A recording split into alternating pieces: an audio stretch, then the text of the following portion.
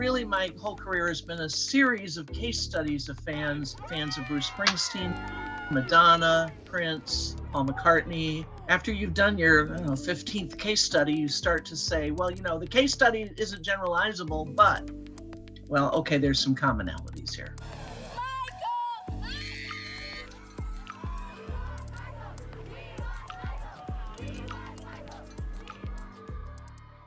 Parasocial is defined as non-reciprocated. I know you, you don't know me back. A parasocial interaction is what happens while you're consuming media. Think of yourself at home watching a sporting event and the guy just dropped the ball and you're sitting there yelling at him for being an idiot for dropping the ball. That's parasocial interaction. That's, gee, I'm in the moment and I'm watching Stephen Colbert and he's talking to me and I'm talking back. I know he can't hear me, but I feel like because he's talking to the audience, somehow I should respond. Now, the parasocial interaction is during media consumption. If I walk away from the media and I'm still thinking about the person I just saw, particularly if there's someone I admire, that's a parasocial relationship. Maybe I'm thinking about what I would have done if I'd been that character in that movie, or maybe I'm thinking about what I would have said to that person that would have been better than what they said. Parasocial attachment is when I derive comfort from that person, most often through their work. I interviewed once a Josh Groban fan who had stage 4 cancer, and she said, I don't go to my chemotherapy without my iPod with my Josh Groban music. It makes me feel better. We as human beings, from the time we're born, are sort of metaphorically hardwired to be attracted to the familiar faces and voices of other people. And if you look particularly at what happens in digital media, in internet media, there's a tendency when you find someone whose work you like to sort of do this immersion in their work so that you're looking at them, their face, hearing their voice over and over and over and over. And when you think about that much exposure to the face and voice of a person, this is what is the foundation for what we call attachment.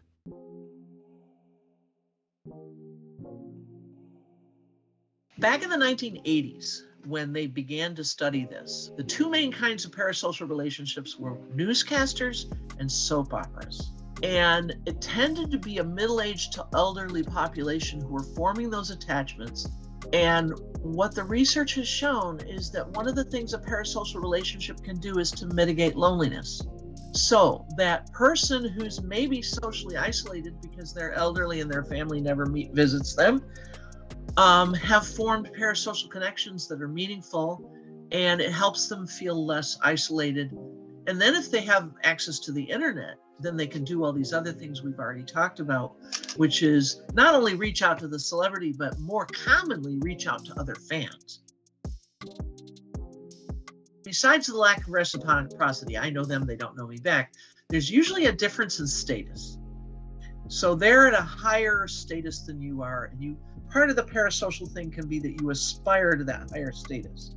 I saw Mae Jemison at a convention. She was the first woman in space. And she got on stage with Nichelle Nichols from Star Trek, the original series, and said, I saw Nichelle Nichols as Lieutenant Uhura on the bridge of the Enterprise, and I thought, oh, I could be there in space. Look, there I am, I'm represented. I met so many young people during the Michael Jackson study who told me that they realized they could become an entertainer after they saw the Jackson 5 on Ed Sullivan. I had fans that I interviewed who were in the business, who were in Hollywood working in entertainment, who said, this was where I realized I could do that. I had these models of these 5 young men who were doing it very well, and it was meaningful to me because they looked like me. I mean, we talk about adolescent development. Adolescents in general tend to, number one, become focused and intense about things, and also to not always show the best judgment. Now, the upside of that is that if they're developmentally not ready for a real relationship, they're in a parasocial relationship that isn't going to put any demands on them.